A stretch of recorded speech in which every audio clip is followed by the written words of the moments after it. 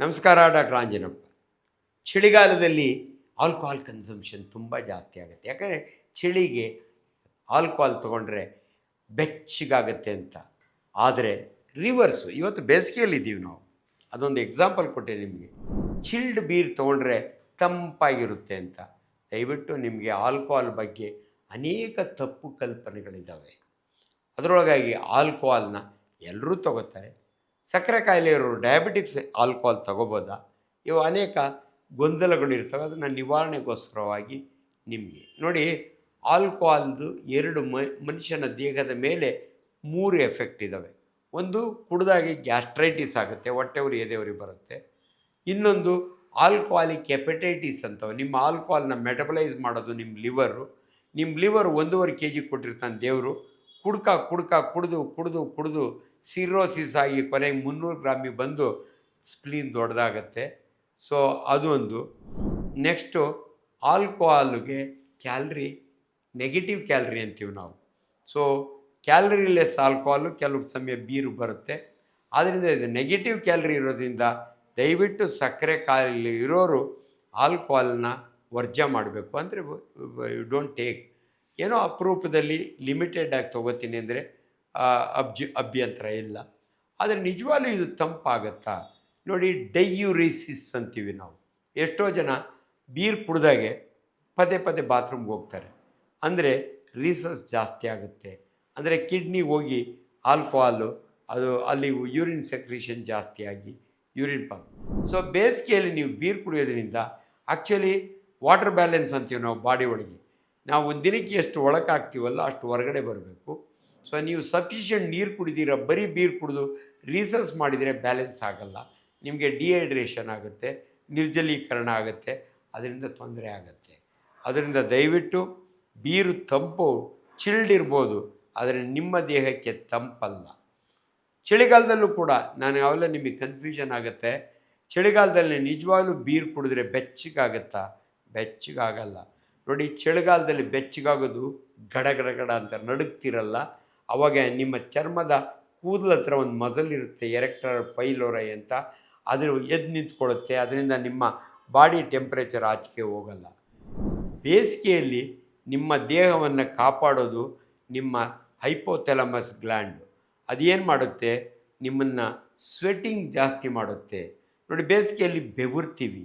ಬೆವರೋದ್ರಿಂದ ಮನುಷ್ಯನ ದೇಹ ತಣ್ಣಗಾಗುತ್ತೆ, ಕುಡಿಯೋದ್ರಿಂದ ತಣ್ಣಗಾಗಲ್ಲ.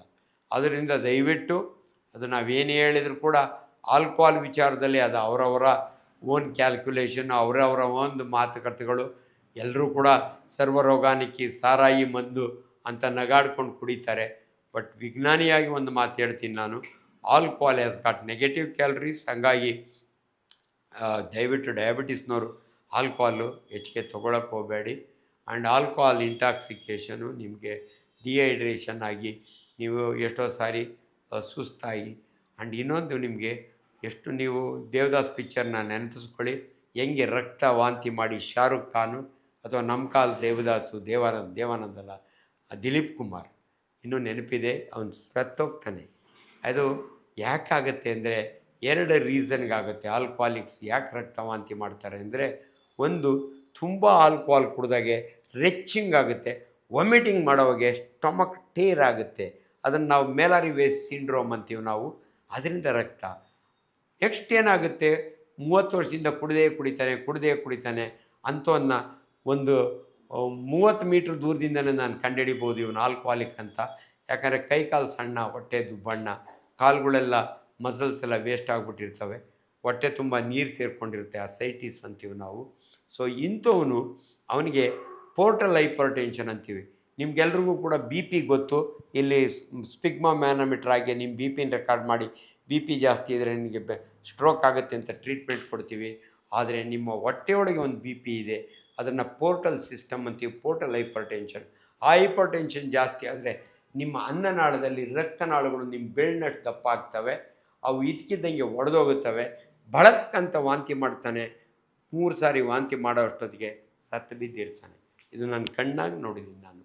ನನ್ನ ಪೇಷಂಟು 25 ವರ್ಷದ ಹಿಂದೆ ಕಿತ್ತನಹಳ್ಳಿಯಿಂದ ಒಂದು ಕೂಲಿ ಮಾಡೋ ಅವನ ಹೆಂಡ್ತಿ ಕರ್ಕೊಂಬರ್ತಾಳೆ, ಡಾಕ್ಟ್ರೇ ಮನೆಗೆ ನಮ್ಮ ಯಜಮಾನರು ರಕ್ತ ವಾಂತಿ ಮಾಡಿಬಿಟ್ರು ಡಾಕ್ಟ್ರೇ, ನಂಗೆ ಗೊತ್ತು ಇವನು ಯಾಕೆ ಮಾಡಿದೆ, ಇರಮ್ಮ ಕುಂಡ್ರಸು ಅನ್ನೋಷ್ಟೊತ್ತಿಗೆ ಇನ್ನೇನು ಡ್ರಿಪ್ ಹಾಕೋಣ, ಇವ್ನು ಶಾಕ್ ಹೋಗ್ತಾನೆ ಅನ್ನೋವಾಗೆ ಇನ್ನೊಂದು ಸರಿ ವಾಂತಿ ಮಾಡ್ತೇನೆ. ಒಂದು ಕಿಡ್ನಿ ಟ್ರೇ ತುಂಬ ಬ್ಲಡ್ಡು, ನಾನು ಬೇಗ ಡ್ರಿಪ್ ಮಾಡಿ ಬ್ಲಡ್ ಅಂತೂ ಹಾಕೋಕ್ಕಾಗಲ್ಲ, ಇವ್ನು ಜೀವ ಉಳಿಸೋಣ ಅನ್ನೋಷ್ಟಕ್ಕೆ ಥರ್ಡ್ ಬೌಟ್ ಆಫ್ ಎಮೆಟಮಿಸಿಸ್, 3ನೇ ಬೌಟ್ ಈಚೆಗೆ ಬರುತ್ತೆ, ಅವ್ನು ಸತ್ತು ಬಿದ್ದಿರ್ತಾನೆ. ಪಲ್ಸ್ ಇಲ್ಲ, ಬಿ ಪಿ ಇಲ್ಲ, ಪ್ಯೂಪಿಲ್ಸ್ ಡೈಲೇಟೆಡ್.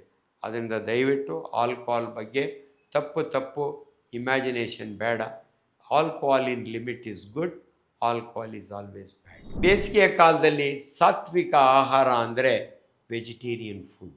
ಯಾಕೆ ಡಾಕ್ಟ್ರೇ ನಾನ್ ವೆಜಿಟೇರಿಯನ್ನು ಆಗಲ್ವಾ? ಅದರೊಳಗಾಗಿ ಆಲ್ಕೋಹಾಲಿಕ್ಸು ನೀವು ನೋಡಿ, ಊರಬ್ಬ ಆದರೆ, ಬೀಗ್ರೂಟ ಆದರೆ ಜನ ರೆಡಿಯಾಗಿ ಹೋಗ್ತಾರೆ, ಅಂದರೆ ಎಣ್ಣೆ ಹಾಕ್ಕೊಂಡು ಹೋದರೆ ನಾನು ಚೆನ್ನಾಗಿ ತಿನ್ಬೋದು ಅಂತ.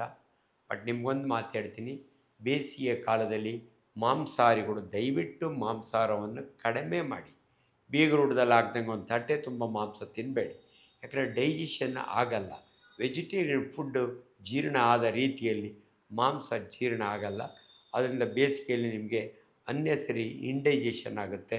ಆದ್ದರಿಂದ ದಯವಿಟ್ಟು ಇದು ಅಭ್ಯಾಸ ಯೂಶಲಿ, ಬಟ್ ಎಲ್ಲೋ ಒಂದು ಕಡೆ ನಾನು ಬೇರೆ ರೀತಿಯೂ ಮಾತಾಡಿದ್ದೀನಿ. ಯಾರು ಬೇಗ ಪೋರ್ಟಲ್ ಹೈಪರ್ಟೆನ್ಷನ್ ಆಗಿ ಯಾರು ಬೇಗ ಆಲ್ಕೋಹಾಲಿಕ್ ಸತ್ತೋಗ್ತಾರೆ ಅಂದರೆ, ಯಾರು ಉಪ್ಪಿನಕಾಯಿ ನೆಕ್ಕೊಂಡು ದಿನ ಹೋಗಿ ಕುಡಿದು ಮಲ್ಕೋತಾನಲ್ಲ, ಊಟನೇ ತಿನ್ನಲ್ಲ, ಅಂಥವ್ನು ಬೇಗ ಸತ್ತೋಗ್ತಾನೆ. ಆದರೆ ನಾವು ಭಾಳ ಸಾರಿ ಹೇಳ್ತೀವಿ, ಆಲ್ಕೋಹಾಲ್ ತೊಗೊಳ್ಳೋರು ಕಡಲೆ ಬೀಜ, ಫಿಶ್ಶು, ಎಗ್ಗು, ಮಟನ್ ತಿನ್ನಿ ಅಂತೀವಿ, ಬಟ್ ಲಿಮಿಟ್ನೊಳಗೆ. ಯಾಕಂದರೆ ನಮ್ಮ ಲಿವರ್ನ ಪ್ರೊಟೆಕ್ಟ್ ಮಾಡೋದು ನಮ್ಮ ಫುಡ್ಡು, ಲಿವರ್ನ ಹಾಳು ಮಾಡೋದು ಆಲ್ಕೋಹಾಲ್.